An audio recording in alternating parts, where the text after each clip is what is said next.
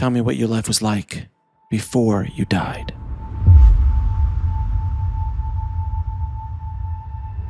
It was in 1999 that I came down with chronic tendinitis throughout my whole body, and I was what I considered a born-again Christian back then. So I was religious and believed in God. But after 8 years of chronic pain, 2007, that was worsening. I had tendinitis in my jaw, my hands, my feet, and it was making it difficult to work, and I became very depressed. And I thought, maybe God's not real, but more likely he's real, but I'm the disobedient Christian. I'm the son he's embarrassed of. I'm the failure. I'm the one he says, I want nothing to do with you. God doesn't just love us, adores us. Now when I say he, okay, so God contains all that's masculine and feminine. I began to lose faith. And then in 2007, I clicked on this YouTube video of an atheist who died, and it changed everything. And it renewed my faith in God. It renewed my faith in myself. It changed my relationship with my family, even the way I treat nature. Before I treated nature like a resource to be exploited, natural resources. And I've come to learn now through my research that we're not separate from nature, we're part of nature. And when we destroy nature, we destroy ourselves. So it even changes the way I behave in public. If I'm walking in public and I see a piece of trash, before I would say, oh, yes, this is my neighborhood, I don't care. Well, now I'll stop and pick it up. And so it changed every aspect of my life for the positive. It didn't necessarily make life easier. I think life was easier as a Christian. Because when you believe in things that are not part of the cultural paradigm, and you know this because of all this work you're doing, you get the raised eyebrows and there's this reaction of you're crazy, and because you're crazy you might be dangerous and I need to get away from you. So it's tough being one of the older souls who's trying to push this raising of consciousness along, the work that you're doing, but it's worth the effort. There's nothing you can do about it. You got to deal with the pain. So I can be in pain and just treat it like a nuisance and try and be happy and find joy, or I can focus on it and make it worse and wallow in it. And that's what I did. And I turned to medication. My doctors put me on Vicodin. Now, I wasn't popping Vicodins like they're M&Ms like Rush Limbaugh did when he had his back injury. I was taking the prescribed amounts. I only averaged a couple a day, but I was on that for 20 years. And it eventually led to psychosis. I thought I was losing my mind. And my friend Jack, who had got a severe spinal degeneration, was on heavier medication, and that happened to him only after 5 years. And he said, Dave, it's this medication. You need to get off of it. So I did in 2019, after 20 years of being in the pain. Cold turkey. 2019, I was getting the tug from Spirit, sell everything you have, buy a trailer, and go out and live in nature for at least a year. I'm thinking, I don't want to do this. And I was thinking, I don't want to go along by myself. That's strange. But I was living by myself. I was kind of lonely. I was out of work. And I thought, I'm not even dating anybody, so I can't really ask a woman. So I call up my ex-girlfriend, who I broke up with 3 years ago, lived in Mexico.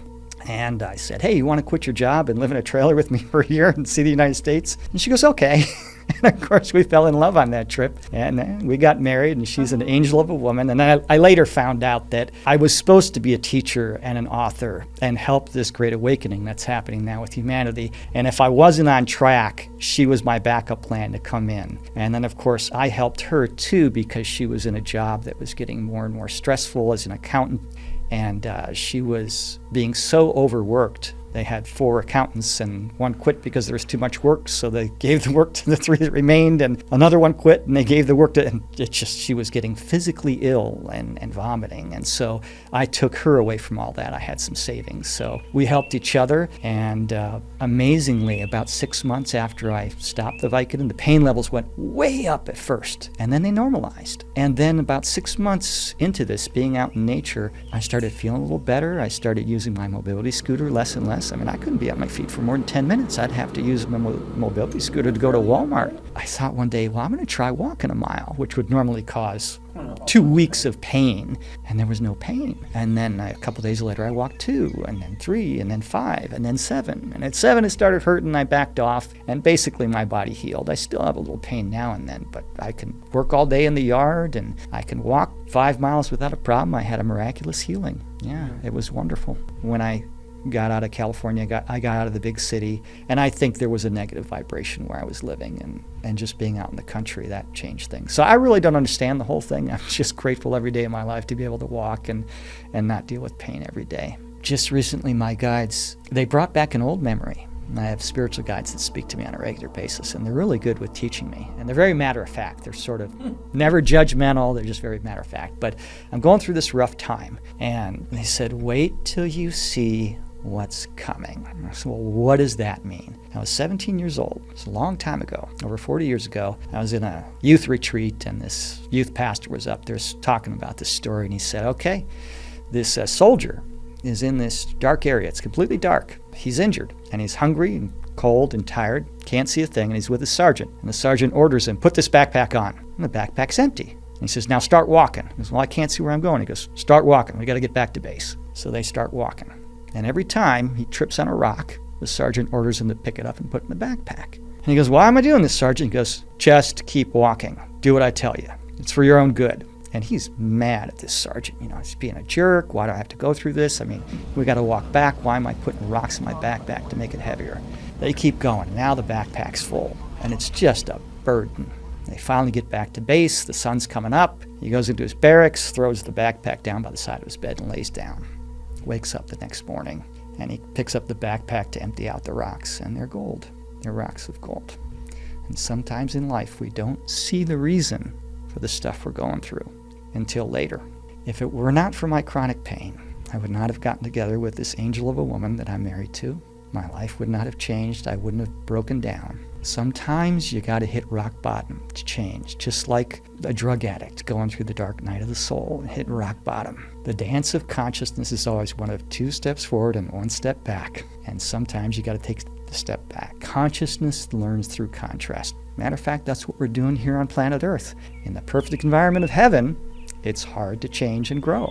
And near-death experiences have been told that if it were not for souls leaving the comfort and joy of their heavenly homes, disconnecting from feeling the beautiful love, coming down into these tough lifetimes, and this is a tough place to be. If you're here on planet Earth, you're an expert soul. Earth is the hardest place to have a life in this galaxy. It's one of 3 hardest in the universe. If it were not for souls incarnating, the growth and change of heaven could not continue. We're doing the tough work for creation. We are a critical part of the engine of growth of creation because consciousness learns through contrast. And that's why people are honored in heaven when they have these near-death experiences. They're treated like war heroes. Some of them even ask, why are you looking at me like that? Because you're brave, and you're doing it because you love your heavenly family. You're literally helping God grow and evolve by doing what you're doing. When we are loving and kind and compassionate people, it makes all of heaven happy. And when we are cruel and selfish and manipulative, they're a little disappointed. They wish we would have chosen the path of love. And that message spoke such truth to my heart. And it was what I needed, because as an engineer, I want evidence. I can't work on blind faith and believe something because some guy in a costume, who we call a priest, tells me to believe it. I needed evidence, and my guides and the spirits who are with me knew that that's what I needed. And so I just looked into one after another, and finally I was like, well, I gotta tell people about this, just like you're telling people about it. So it's been a wonderful journey.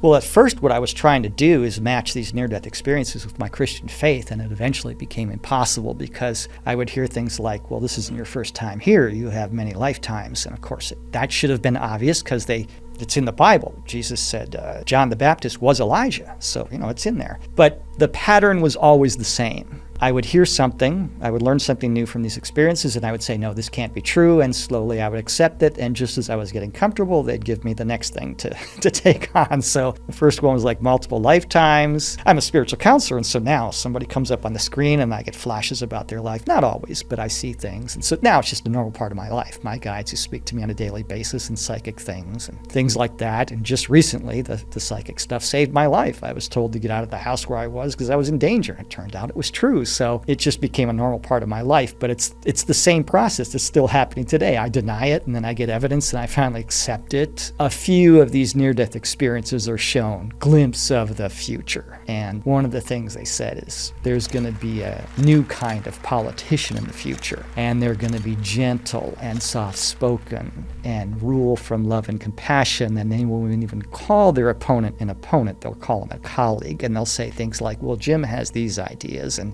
I think they'll work for these reasons, but I have these ideas, and they may work better for these reasons. And I'm thinking, oh, that's never going to happen. Well, it will. As the consciousness of humanity continues to rise, they're not going to stand for the power-hungry politician. So when you're in a struggle to survive, and most of us, many of us, I would say, are in survival consciousness. You're trying to just pay the bills and get through the day without going crazy and without losing your mind. And when you're in survival consciousness, your creativity, your enthusiasm to do what you love to do, to make a beneficial contribution to humanity, to really do something that benefits society, that's set aside. I'm got to focus on surviving. And so when that need and struggle is over, it's amazing the creativity that comes out. When we're not fighting each other, when we're not worried about this person's going to steal or rob from me. These lives are extremely challenging sometimes. And sometimes you just feel like giving up. Just never give up hope. Good things are coming. Everything that we do down here on planet Earth has a purpose, and that purpose is always for our highest good. And we don't always see it. But the most important message I can leave, number one, know that you are loved more than your human brain is capable of comprehending. We are living in unprecedented times. We're seeing changes on levels that have never really been seen before. We have been conditioned out of who we really are. Are we really free? What questions you ask, your life becomes an answer to it. The physical world is not the highest reality. But the soul never dies. The soul is eternal. You can heal and never forget it. Like it or not, you've been chosen. Who chose me? Everyone gets a second chance. But when Spirit has a message to come through, I give it with love.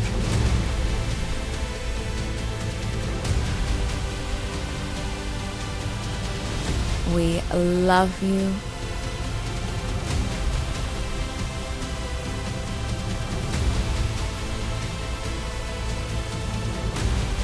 That would be amazing! We need to shift into a new mindset. Come to rediscover yourself as you really are, infinite. A completely integrated life, the physical body, the mind, the emotions, and of course the spirit.